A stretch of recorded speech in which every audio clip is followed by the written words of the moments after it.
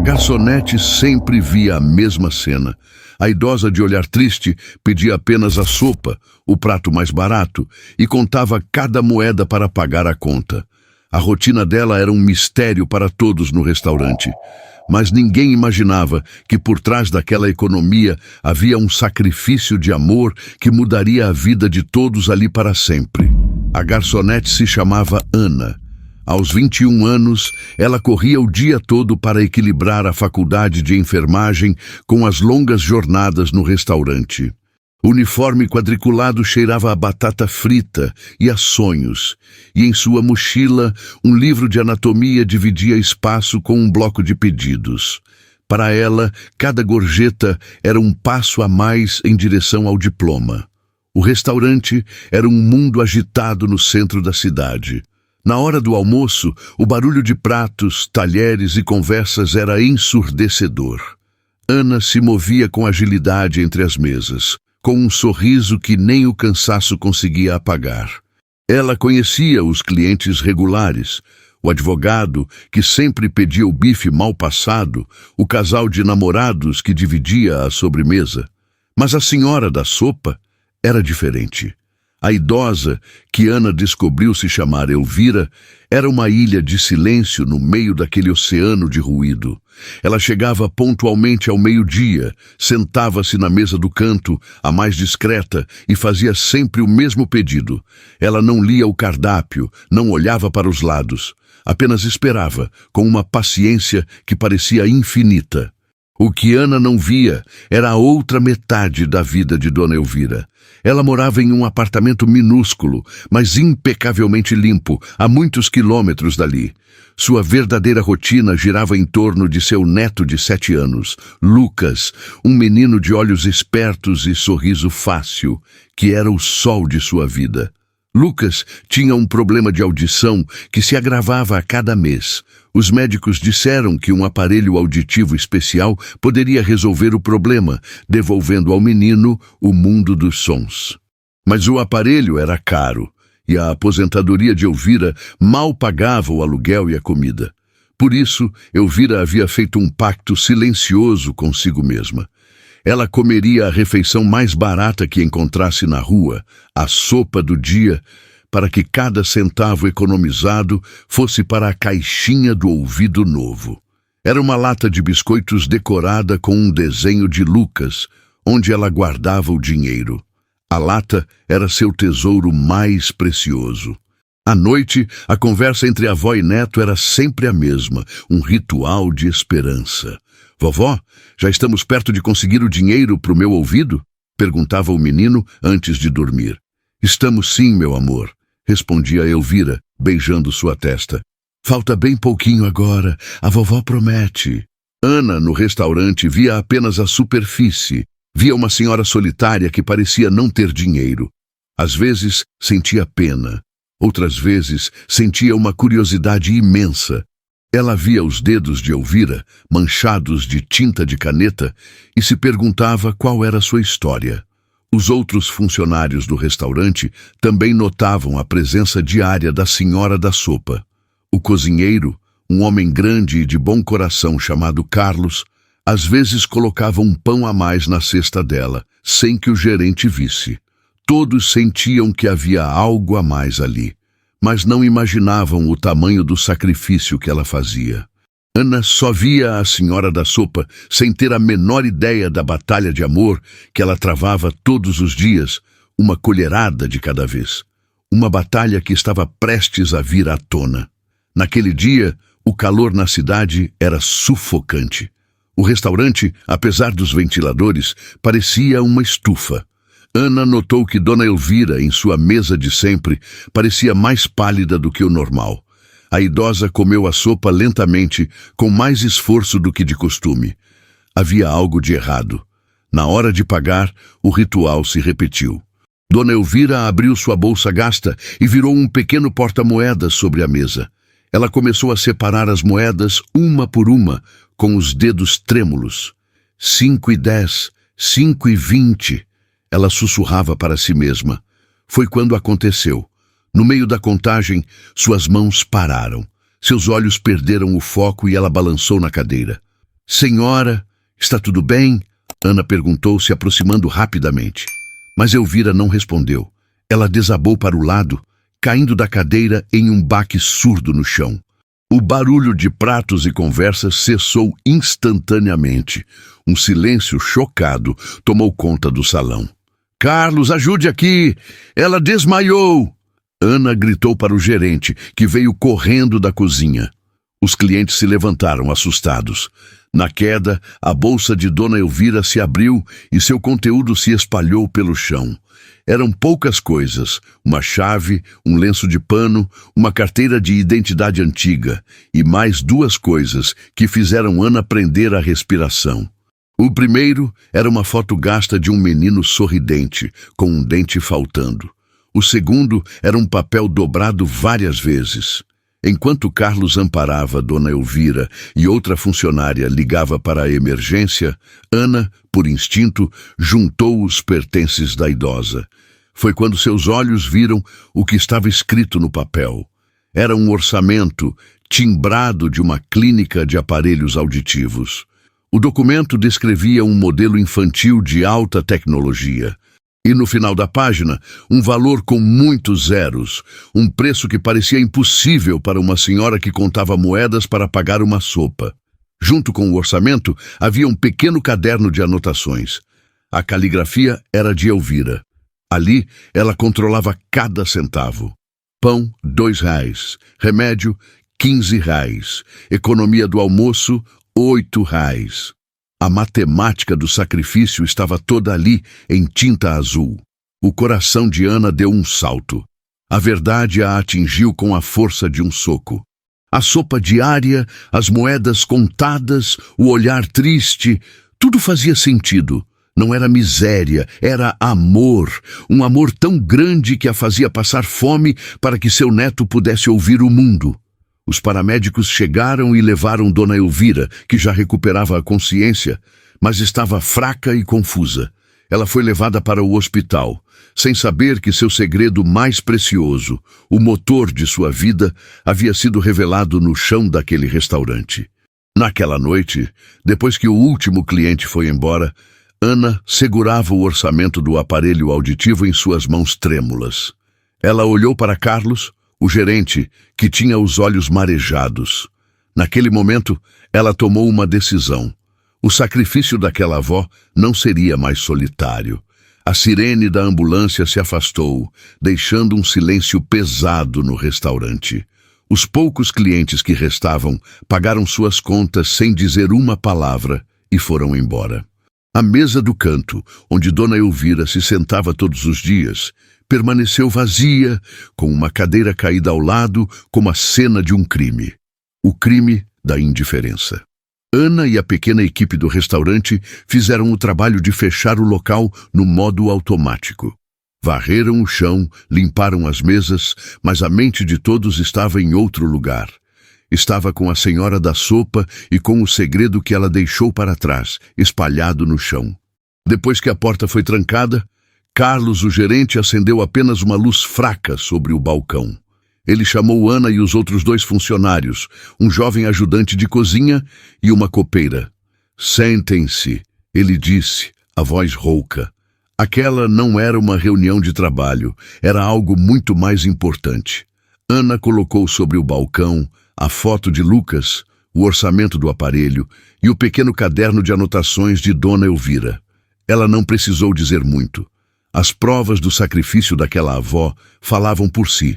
O ajudante de cozinha, um rapaz que mal ganhava para se sustentar, balançou a cabeça, chocado.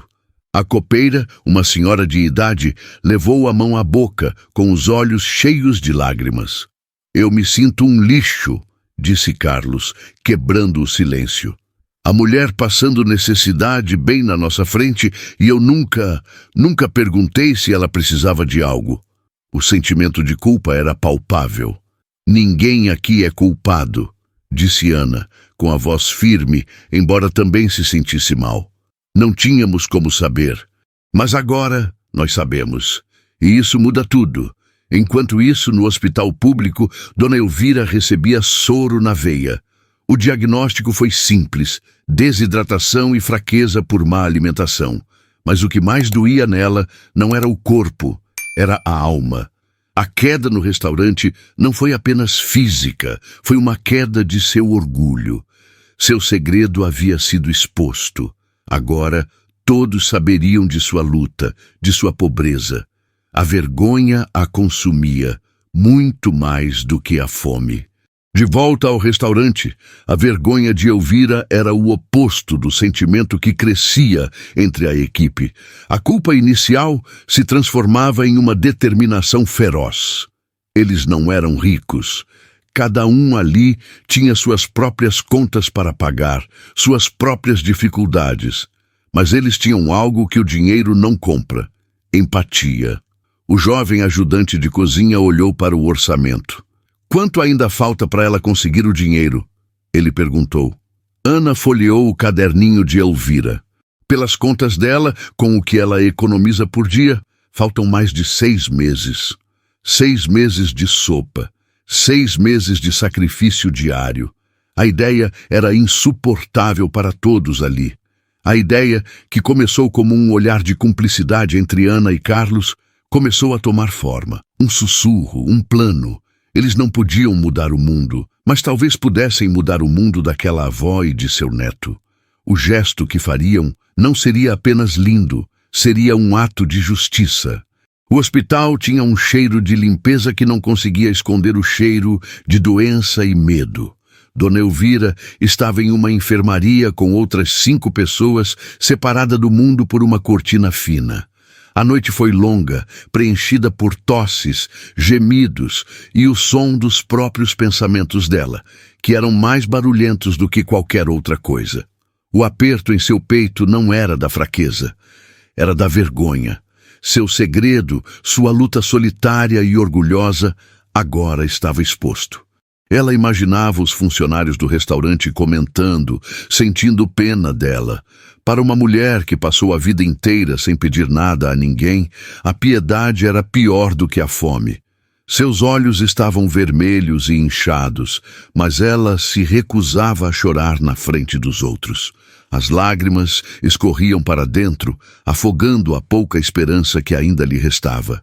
Seu único pensamento era em Lucas. Uma vizinha bondosa estava cuidando dele, mas por quanto tempo? E como ela contaria ao neto que havia falhado?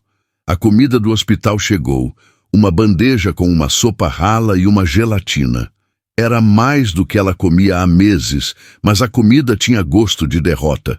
Cada colherada era um lembrete de que seu plano para comprar o aparelho auditivo de Lucas estava arruinado. Internada, fraca e sem poder fazer seus pequenos trabalhos de costura, a caixinha de lata nunca mais seria preenchida. Ela olhou pela janela. A cidade lá fora continuava a se mover, indiferente à sua pequena tragédia. Sentiu-se velha, inútil e, acima de tudo, sozinha. A solidão era uma manta pesada que a sufocava. Parecia que sua batalha silenciosa havia chegado a um fim inglório. Uma enfermeira entrou para checar seu soro. A senhora precisa descansar e se alimentar, Dona Elvira, disse a moça com uma gentileza profissional. Logo a senhora estará boa. Mas Elvira sabia que a doença em sua alma não seria curada com soro e repouso. Ela fechou os olhos, desejando poder simplesmente desaparecer.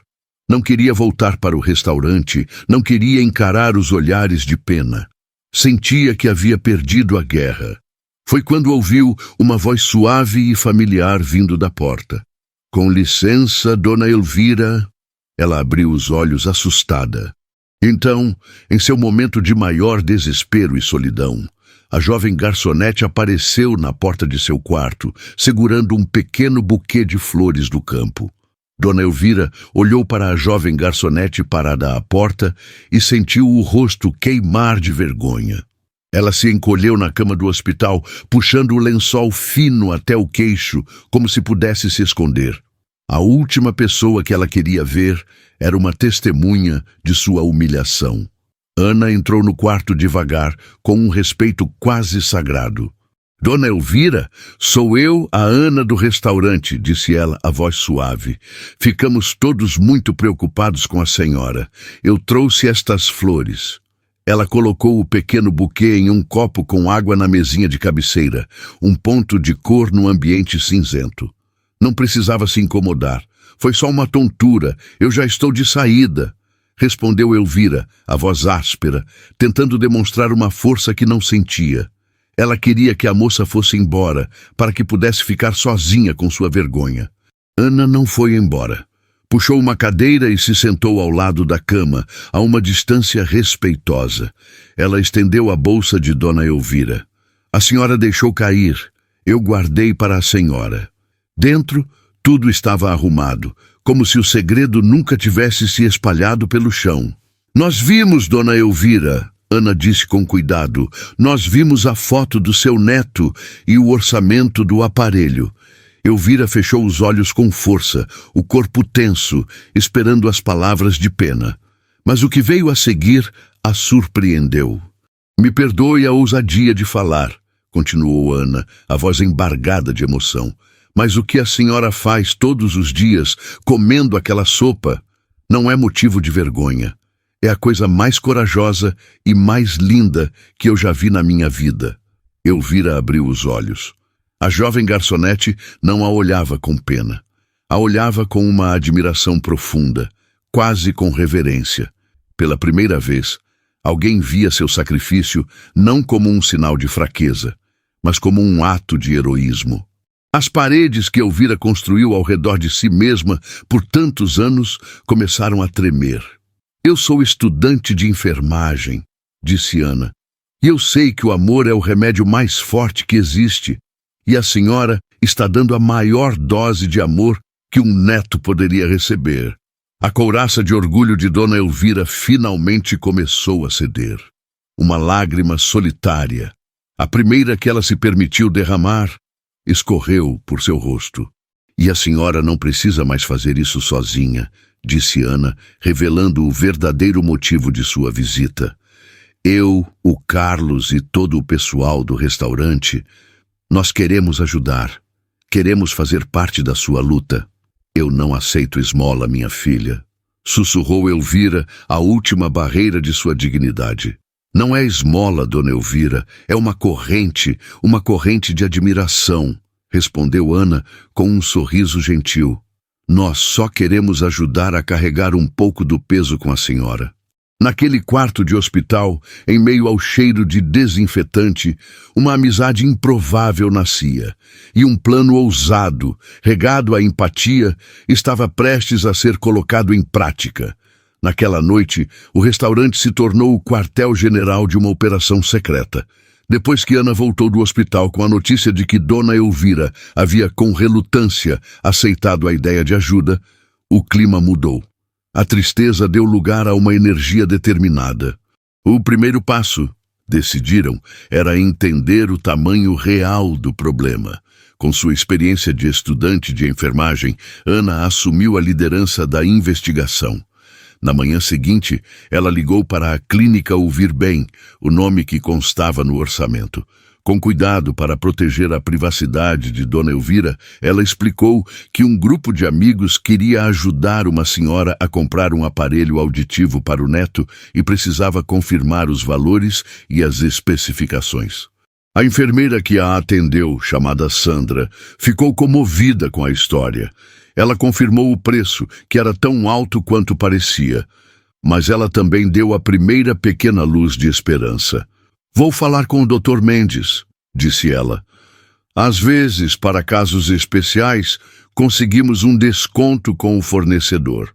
A ligação de Ana foi o primeiro passo de um plano muito maior. Com a informação do valor exato, a equipe se reuniu novamente. Carlos, o gerente, pegou um caderno. Certo, pessoal, é disso que precisamos, ele disse, escrevendo o número no topo da página. Era uma quantia assustadora para um grupo de trabalhadores assalariados. Uma caixinha de gorjetas não seria suficiente.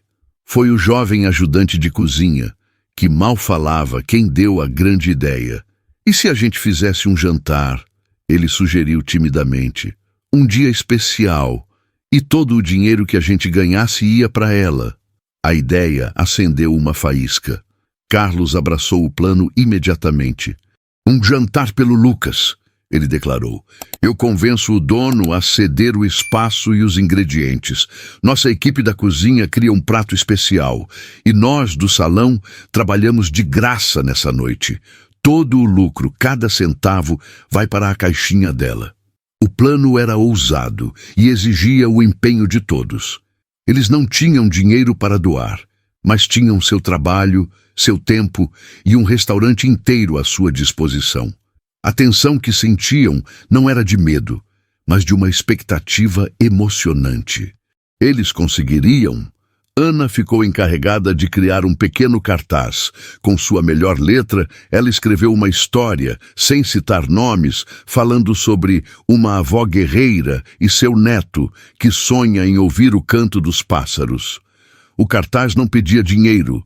Convidava as pessoas a participarem de uma noite especial. Eles começaram a espalhar a notícia entre os clientes mais fiéis e os comerciantes da vizinhança.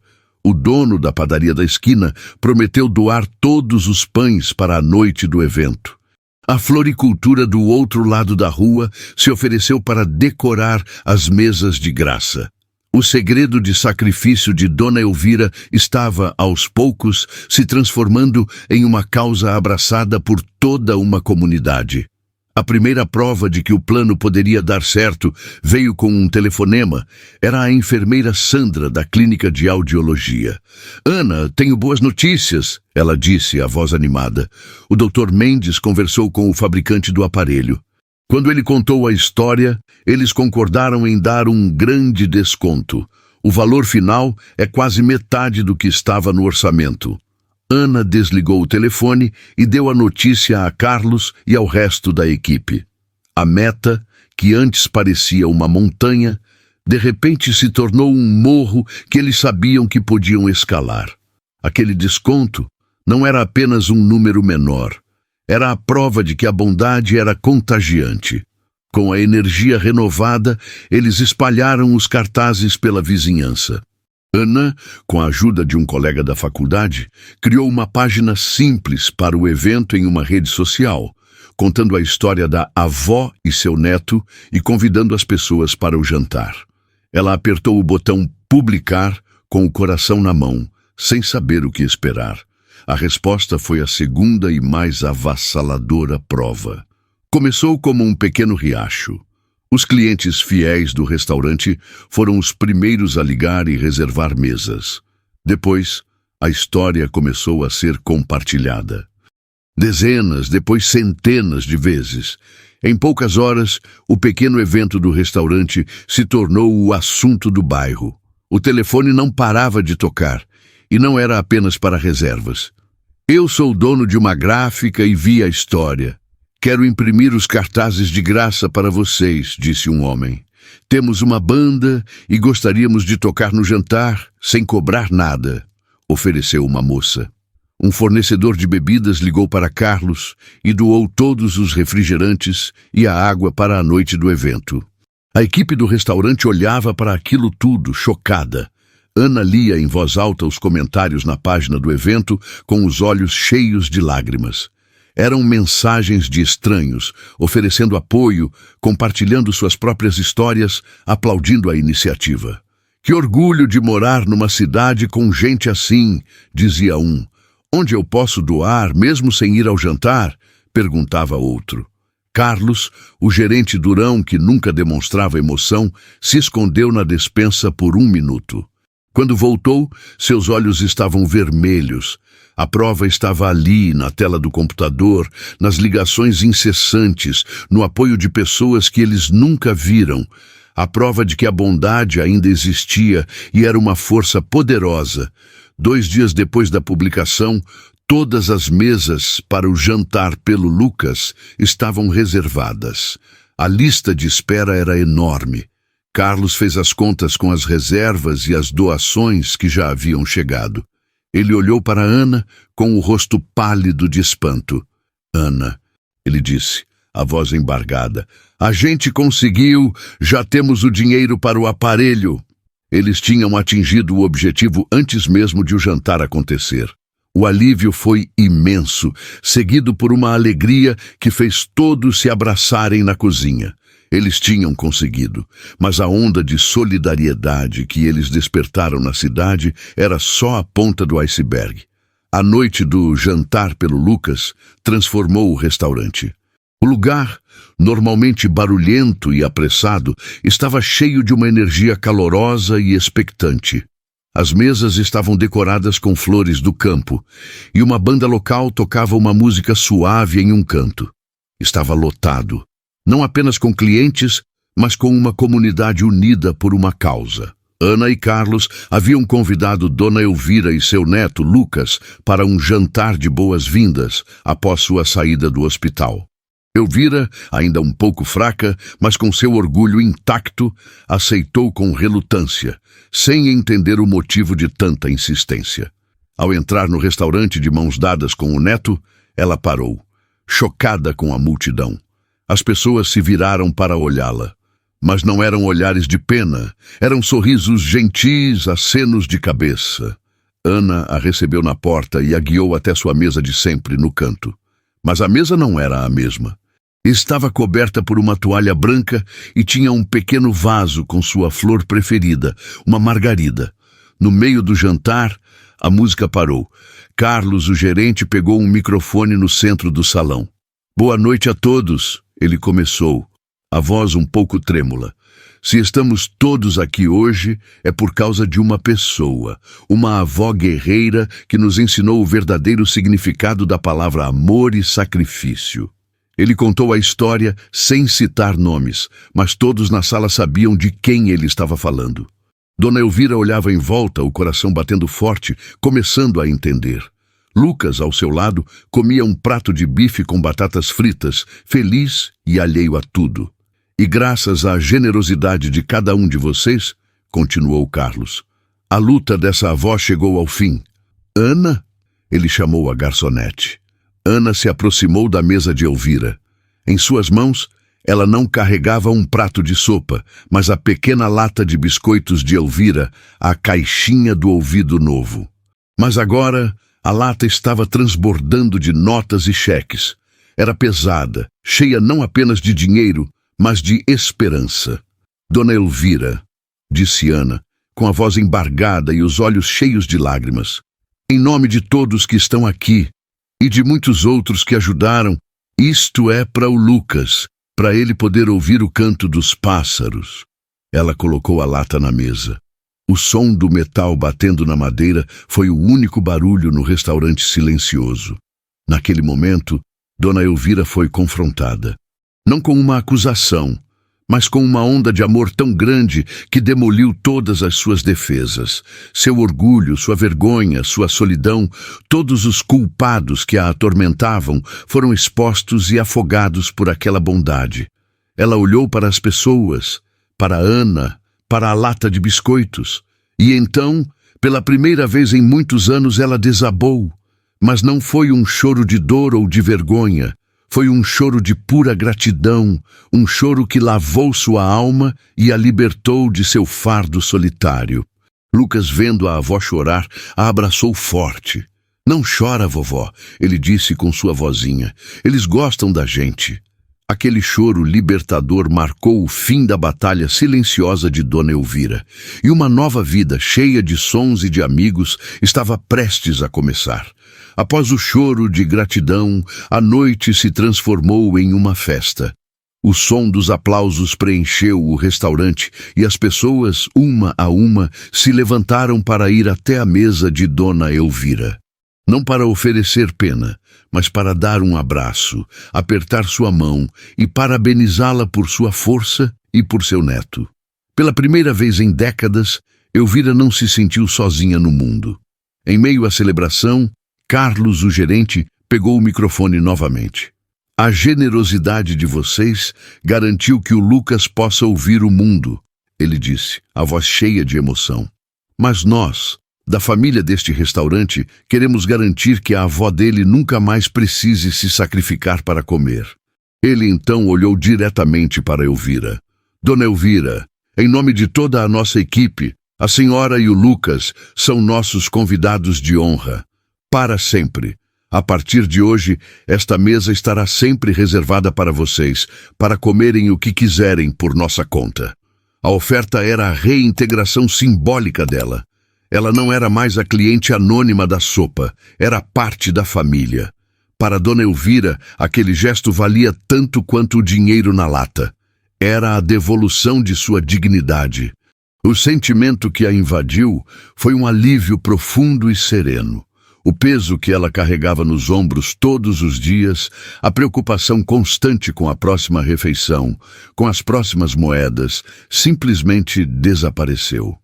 Ela olhou para Lucas, que agora comia uma fatia enorme de bolo de chocolate, e viu o futuro dele, um futuro cheio de sons e de possibilidades, sem as sombras da sua luta. Ana se aproximou da mesa, com o rosto iluminado por um sorriso. Dona Elvira, amanhã é um grande dia, ela disse, sentando-se ao lado dela. Se a senhora me der a honra, eu gostaria de ir com vocês até a clínica para encomendar o aparelho do Lucas. A proposta não era mais de ajuda, era de amizade. Era a promessa de que ela não estaria mais sozinha nos próximos passos. Elvira segurou a mão da jovem garçonete, a mão que a amparou na queda e que agora a guiava para uma nova vida. Eu adoraria, minha filha, ela respondeu. No final da noite, Elvira e Lucas saíram do restaurante. A rua não parecia mais tão escura e ameaçadora. Ana e Carlos os acompanharam até o ponto de ônibus, conversando e rindo. Ela não era mais uma idosa invisível na multidão. Era uma mulher cercada de carinho e respeito. A batalha diária de Dona Elvira havia acabado e a jornada de Lucas em direção aos sons estava prestes a começar. Mas havia algo maior por vir. 2 semanas depois, Ana acompanhou Dona Elvira e Lucas até a clínica. O momento em que o médico ativou o aparelho auditivo foi de uma magia indescritível. Os olhos de Lucas se arregalaram. Ele ouviu o canto de um pássaro pela janela e riu, um som de pura descoberta. E então ele ouviu a voz de sua avó, clara e sem esforço pela primeira vez. Eu te amo, meu neto, ela disse. Eu também te amo, vovó, ele respondeu, e o abraço dos dois selou a vitória de uma longa batalha. A vida de Elvira mudou completamente. A preocupação constante deu lugar a uma leveza que ela não sentia há anos. Ela continuou indo ao restaurante todos os dias como prometido, mas agora pedia pratos diferentes, experimentava sobremesas e conversava com Ana e os outros funcionários como velhos amigos. O restaurante também se transformou. A história do jantar pelo Lucas se espalhou e o local ficou conhecido na cidade como o Restaurante do Coração Bom. O movimento aumentou e muitos clientes, ao pagarem a conta, faziam questão de deixar uma doação extra para a próxima causa. Carlos e Ana perceberam que haviam criado algo que não podia simplesmente acabar. Numa tarde, eles se sentaram à mesa com Dona Elvira.